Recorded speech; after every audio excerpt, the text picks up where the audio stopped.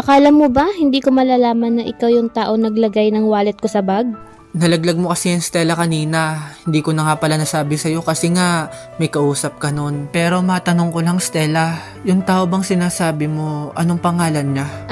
Yun ba?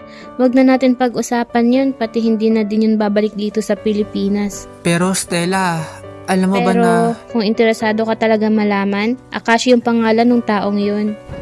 Gusto ko na talagang sabihin kay Stella na ako talaga si Akashi pero hindi talaga ako makahanap ng tiyempo.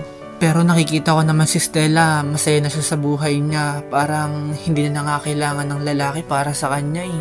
Pero ang totoo na, bumalik lang talaga ako dito sa Pilipinas para makita ko siya.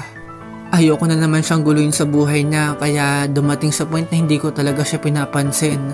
Hanggang sa sinabi niya na, Hoy Christian, umiiwas ka ba sa akin? May problema ka ba? Magsabi ka lang, tutulungan kita. hindi ko na talaga kaya nasabi ko na, Stella, ako talaga si Akashi.